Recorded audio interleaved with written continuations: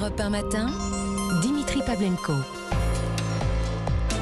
Bonjour Nicolas Bouzou. Bonjour Dimitri, bonjour à tous. Les scénaristes d'Hollywood sont en grève depuis le 2 mai. Les producteurs de cinéma craignent maintenant des retards de sortie de films et les plateformes des retards dans les séries. Qu'est-ce qui motive cette grève ? Ouais, alors déjà, cette grève, c'est pas une surprise. Les scénaristes d'Hollywood, c'est un peu l'équivalent des cheminots de Sudrail pour nous. Je plaisante un peu, mais c'est vrai que c'est un monde très syndiqué et très revendicatif. Le principal syndicat s'appelle la Writers Guild of America. Elle représente les scénaristes de cinéma, de télévision et puis des plateformes de streaming maintenant.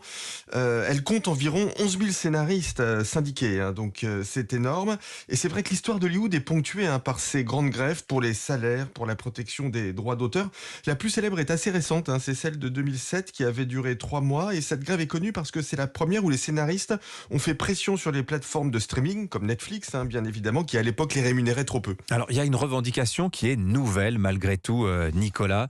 On lit que les scénaristes s'inquiètent de la concurrence de l'intelligence artificielle. Ouais, c'est vrai. Vous savez, ces grèves, c'est toujours les salaires plus un autre problème. Revendication salariale et une autre revendication. Alors là, il y a clairement une revendication salariale dans un contexte inflationniste aux États-Unis. Mais en effet, l'autre sujet, c'est que les scénaristes soupçonnent les producteurs de vouloir les remplacer au moins partiellement par des intelligences artificielles génératives, celles qui sont capables d'écrire des textes, par exemple.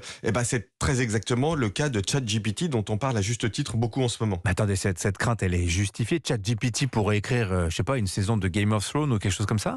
Alors j'ai demandé à ChatGPT si ce risque existait. Voilà ce que cette intelligence artificielle m'a répondu. En tant qu'intelligence artificielle, je suis là pour assister et compléter le travail des humains, non pas pour les remplacer. Mon objectif est d'aider les scénaristes dans leurs tâches en automatisant certaines parties de leur travail. Alors du coup, je lui ai demandé ce qu'il pouvait automatiser pour les scénaristes, et c'est à mon avis un peu moins rassurant pour eux. ChatGPT m'a dit qu'elle pouvait générer des idées de scénario, rédiger les dialogues, proposer des améliorations et mesurer la cohérence des scénarios avec les attentes du public. Bon, écoutez, je pense pas qu'il soit ni possible ni souhaitable d'interdire l'utilisation de l'intelligence artificielle dans les scénarios d'Hollywood, mais ce qui est absolument certain, c'est que l'intelligence artificielle va énormément bousculer les scénaristes, bénéficier à ceux qui savent l'utiliser, éliminer les autres. C'est le défi lancé non pas seulement aux scénaristes d'Hollywood, mais à nos sociétés dans leur totalité. Ouais, et à quand une IA réalisatrice, si vous êtes curieux, vous pouvez aller voir ce que fait Midjourney, qui est une IA qui fait de l'image. Vous lui commandez une image, elle vous la produit. C'est absolument saisissant de réalisme. Merci beaucoup Nicolas Bouzou. À demain. Bonne journée à vous, à demain. Allez, tous les